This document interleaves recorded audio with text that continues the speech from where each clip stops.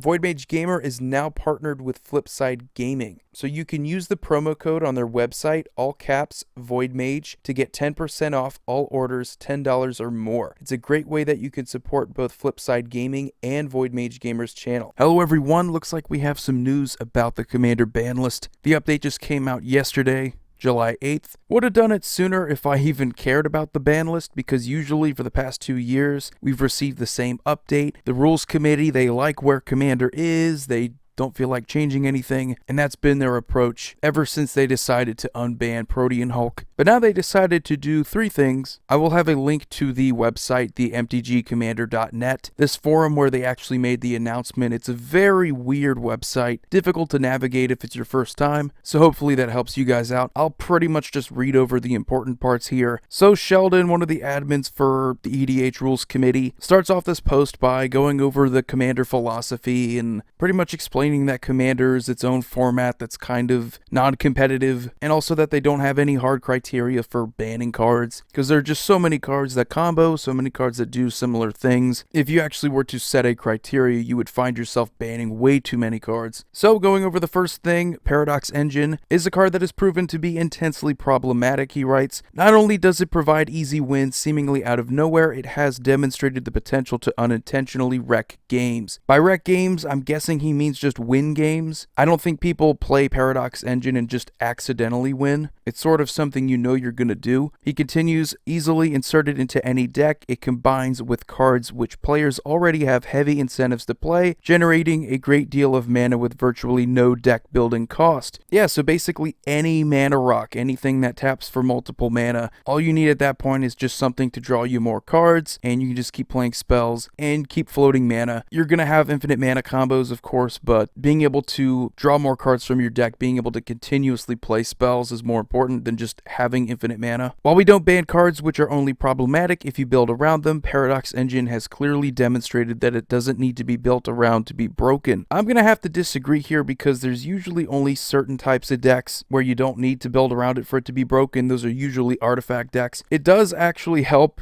to build around Paradox Engine, because again, you don't just accidentally play it and then suddenly it's broken. You do have to have a setup for Paradox Engine, but I do agree on the fact that it fits into so many decks because it is colorless, and anything that just says untap all your non-land permanents is pretty ridiculous. I think it's definitely problematic for casual EDH because it sees way too much casual play, and the new Urza card pretty much added one too many commander deck options in that artifact theme, and anything that pretty much allows you to generate infinite mana. It's just not fun to play against, so I understand that completely. Infinite mana as a sort of win con is the most boring thing, and I see it all the time in casual EDH, and that's usually what Paradox Engine was played for. I wish that was more of the argument here, was that infinite mana is boring as hell. Let's not encourage it. I have seen a lot of fun interactions with Paradox Engine, usually just tap abilities that don't involve mana. But yeah, any kind of ability like Azami Lady of Scrolls that can draw you cards, combine that with any mana rocks, and you have a way to just deck yourself out. Laboratory Maniac, it enables so many other win cons. It's kind of like that added bit of redundancy. Decks that already have infinite mana combos, Paradox Engine seems to add to that, giving you double infinite mana. So we should probably consider taking out Paradox Engine from that equation, making these combos a little bit harder. So yeah, pretty much 3 years after the fact, Paradox Engine has been quite a powerful card. I wouldn't say it's competitive EDH playable, although you can most certainly do it. Dramatic Reversal is seen more commonly in competitive EDH just because it's cheaper, and usually out of competitive EDH you don't see 5 mana cards unless it's something like Ad Nauseam. And the next thing they did was ban Iona Shield of Emeria. Sheldon continues on with the post here. Iona Shield of Emeria creates a negative experience for many players without the benefit of a positive application. We had previously considered its high mana cost sufficient to keep it from getting played, but deeper investigation demonstrated many ways of getting it onto the battlefield without paying that cost. Iona Shield of Emeria is also an exemplar as the type of card which creates an experience we wish to discourage, namely shutting players out of the game. This is actually kind of late, I'm gonna be honest here. The days of Iona Shield of Emeria just ruining games, I feel, was mostly during the Kaalia days, during the first wave of Commander products. You saw mostly Animar decks, Kaalia decks, and some other ones, but those were two two really big commander options people used to play a lot. Kali had the ability to cheat into play other big creatures, and you really didn't care about the cost. You could just cheat out an Iona on the attack trigger and shut a player out of being able to play with one of their colors. I don't entirely agree with this. I don't think it's a good card. I think it's terrible design, but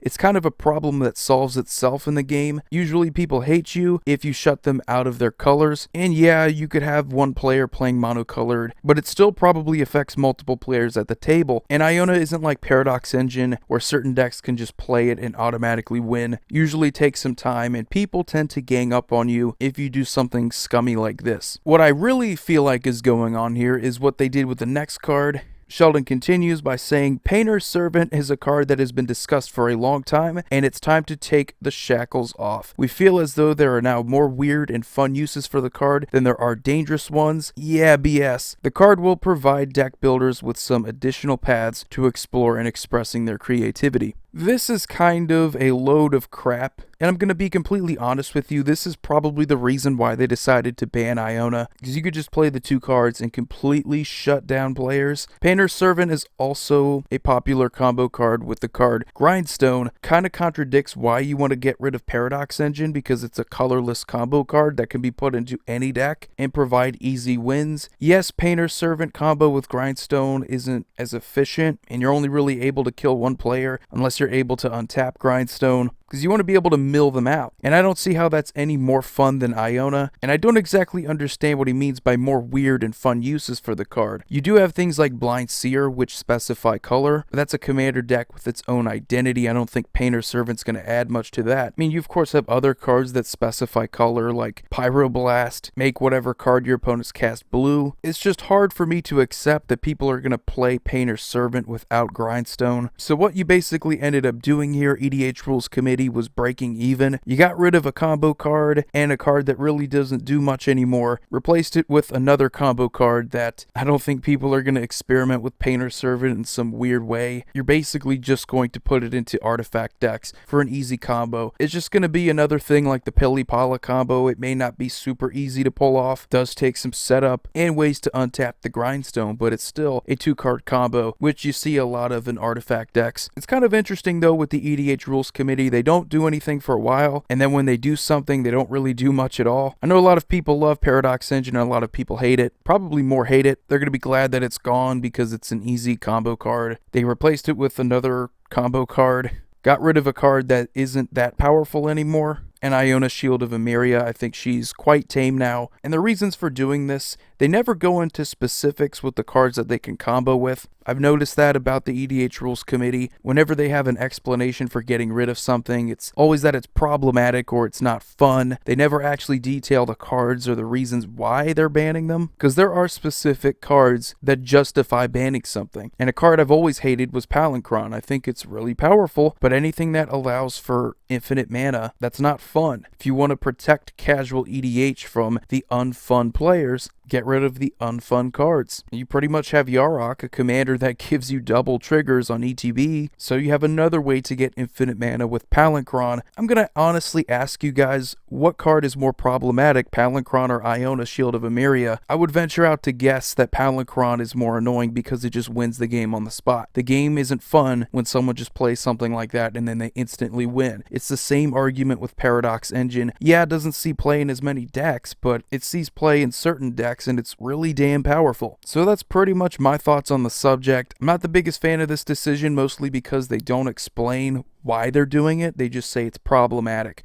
It's not fun. They don't go into detail, and it's kind of obvious why they banned Iona, unbanned Painter's Servant, because they pretty much shut down everybody. Banning Iona probably should have happened a long time ago. But again, she's a 9-mana creature that is a problem that solves itself. People don't like being shut out of the game, so they're going to retaliate. They're going to gang up on that same player. You don't run into that same problem with the combo cards. Usually the combo cards, you play them, you win very quickly. You don't give your opponent enough time to retaliate. So if you're going to ban a card because it shuts players down, might I also add that Stasis is a pretty common card when you're trying to lock players out of the game? You know how one-sided and unfun that card can be? I'm starting to really understand why a lot of people hate the EDH Rules Committee. They just go 2 years without doing anything. They say they like where the game is, where the format is, and then they justify these bannings by saying, well, these are combo cards, they're not fun, and they have really no opinion or nothing to say about other cards that are arguably more powerful and have been around a lot longer. But anyway, guys, those are my 2 cents. A lot of people don't like this decision. A lot of people like it. A lot of people want to fool around with Painter Servant again. Go for it. Go for another infinite combo or some unfun interaction you could technically fit into every deck. But anyway, you guys have a wonderful day, or try to have a wonderful day. Void here signing off. See you all next video.